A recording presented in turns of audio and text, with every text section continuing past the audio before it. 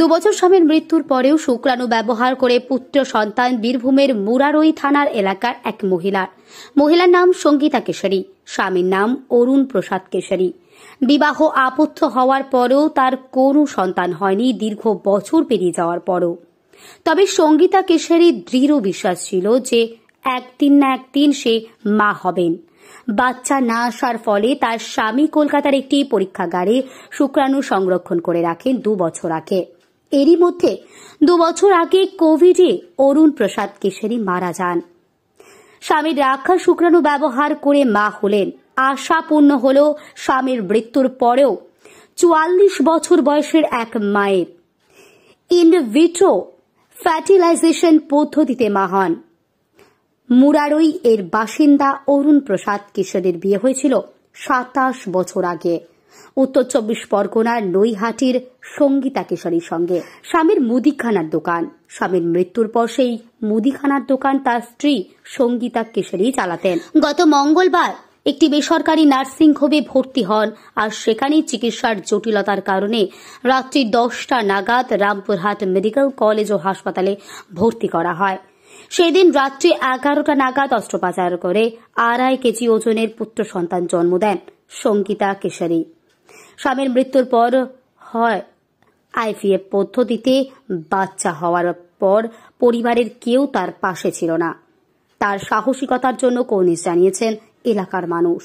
এখনো পর্যন্ত তিনি একাই রয়েছেন রামপুরহাট মেডিকেল কলেজ ও হাসপাতালে ক্রিটিক্যাল কেয়ারে অসুস্থতার কারণে। তবে তিনি এখন সুস্থই আছেন। দেখুন পুরো বিস্তারিত। পেটে বাচ্চা ছিল, ঠিক আছে, 2 বছর আগে মারা গেছে, মানে 2 বছর হলো মারা গেছে স্বামীটা। হ্যাঁ, স্বামীটা আর মারা গেছে 2 বছর হলো। তারপরে পেটে মানে বাচ্চা ছিল আগুতে, স্বামীটা ছিল তো এমনি যেমনি করছিল অমনি, মানে ওদের বাচ্চা টাচ্চা হতো না, তো মানে দেখিন বাচ্চাটা তো দুটো নষ্ট হয়ে গেছিল। আর মানে এটা মানে বেঁচে গেল, আবার নিল তো বেঁচে গেল। তো এবার বাচ্চা নেওয়ার জন্য মানে ওদের ঘরের লোক আপত্তি করছে, তুমি বাচ্চা নিলা তো মানে জায়গা জমির ভাগ জানেন তো, এখনকার জায়গা জমি না থাকাও দোষ, না থাকাও দোষ। মানে বাচ্চাটা নেওয়ার জন্য ঘরওয়ালারা ওদের ঘরের লোক কেউই আসে না। মানে কিভাবে, মানে সুগার ছিল আর প্রেসার, মানে মাথাতে চেপে চেপে স্ট্রোক হয়ে গেছিল। হ্যাঁ, 2 বছর হলো। করোনার সময় আমি এটা ঠিক বলতে পারলাম না, ঠিক আছে, ওটা আমার ছেলে জানে, আমি বলতে পারবো না। হ্যাঁ, তো এবার মানে আমি বাইরে থাকি, আমি এখানে থাকি না। এখন আমার ছেলে থাকে, যখন 7 বছর কাল আমার ছেলে, তখন আমার ছেলে ওর কাছেই থাকে। ওরাই এখন ঠিক আছে, এখন ভালো আছে, সুস্থ আছে, বাচ্চাও ভালো আছে। আমি কেউ হয় না এখন, এখন আমার কেউ হয় না, তা এখন ওর দিদি, আমি ওটা আমার দিদি।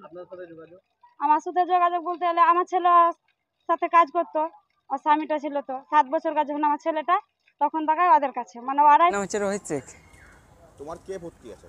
মানে আমি যখন ছোট ছিলাম, মানে আমি যখন ছোট ছিলাম, মানে আমাদের বাড়িতে দোকান ছিল একটা, আমার নানা যখন দোকান খুললো, কাকুর সঙ্গে পরিচয় আমার, তখন থেকে আমার পরিচয়। যেন কাকু বললো আমার গায়ে থেকে যে আমার কেউ নাই, ছেলেমেলে কেউ নাই। কাকিমা বললো আমাদের গায়ে থেকে যাও, ভালো থাকবো আমাদের কাছে। প্লাস আমাকে ভালো রেখেছে, আজ পর্যন্ত ভালো রেখেছে আমাকে। কাকিমা যখন মানে আমি তো এই সময় ছোটো ছিলাম অনেক, তা আমি জানি গায়ের মধ্যে হলো, মানে এখন বড় হয়েছে, এখন 16 বছর হয়েছে আমার। তো আমি শুনলাম মানে কাকু রাখা আছে, মানে যে কাকু জিনিসটা করেছে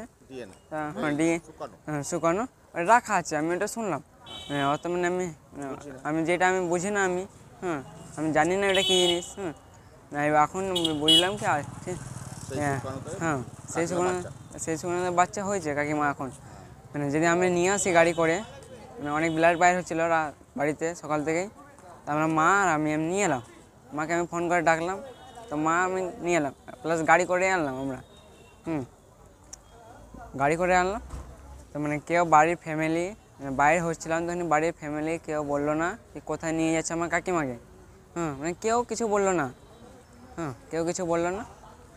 মা আমি নিয়ে এলাম, রাত্রে নার্সিং হোম নিয়ে এলাম, মোহন নার্সিং হোম নিয়ে এলাম। তো সকাল থেকে কিছু খবর পেলাম না, রাতের বেলায় বলছে আমাদের কিছু হবে না, এটা ট্রান্সফার করলো হসপিটাল, রামপুরহাট হসপিটাল। আমরা হসপিটালে ট্রান্সফার করলো। তারপর শুনলাম রাত 11:10 বাচ্চা হয়েছে শুনলাম। নিয়ে এলো, আমাদের বাচ্চা দেখালো, বাচ্চা এখন ভালো আছে। বাচ্চার মা ভালো লাগছে কথাটা শুনে। চিকিৎসা বিজ্ঞানের এই যে অভিনব ঘটনা, সেই ঘটনার আমরা সাক্ষী এবং অংশীদার। একটি মা যার স্বামী মারা গেছেন কিন্তু তার শুক্রাণু রক্ষিত ছিল একটি জায়গাতে, আর্টিফিশিয়াল ইনসেমিনেশন বা আমরা বলি ইনভিট্রো ফার্টিলাইজেশন, সেই পদ্ধতিতে মা গর্ভবতী হন। এবং এই যুগে প্রত্যন্ত গ্রামের একটি মেয়ে এরকম একটি সিদ্ধান্ত নিয়ে চিকিৎসা বিজ্ঞানকে কাজে লাগিয়ে গর্ভবতী হয়েছেন এবং মা হয়েছেন, এটি একটি বিশেষ ঘটনা হিসেবে আমরা উল্লেখ করতেই পারি। আমাদের ভালো লাগছে এই ভেবে যে মা গর্ভবতী হওয়ার পরে আমাদের হাসপাতাল এবং নিকটবর্তী জায়গাগুলোতেই তিনি পরিষেবা গ্রহণ করেছিলেন এবং আমাদের হাসপাতালেই তিনি বাচ্চা প্রসব করেছেন। যদিও সিজারিয়ান সেকশন করেই বাচ্চা হয়েছে। এরপরে যেটা আরও বিশেষভাবে বলা যায় যে বয়সে তিনি মা হয়েছেন সেটা একেবারে জীবনের মা হওয়ার শেষ বয়স, 48 বছর বয়সে তিনি মা হয়েছেন।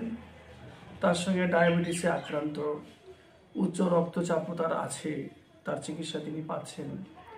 এইরকম একটি মা একটু কঠিন পরিস্থিতির মধ্য দিয়ে মা হয়েছেন এবং আমরা যখন এই আর্টিফিশিয়াল ইনসেমিনেশন বা ইনভিট্রো ফার্টিলাইজেশনের সঙ্গে যুক্ত হতে পারলাম, সেটা ভেবে আমাদের সত্যি আনন্দ হচ্ছে, আমরা গর্বিত এবং আমরা চাই এরকম যে মায়ের আর কেউ নেই, চারপাশে কেউ থাকছে না, তারা যদি এইরকমভাবে এগিয়ে আসেন তাহলে আমাদের সমাজের এই মানুষগুলো খুশি হবেন। আমাদের ভালো লাগছে আমরা পরিষেবা দিচ্ছি, মা এবং বাচ্চা দুজনেই ভালো আছে।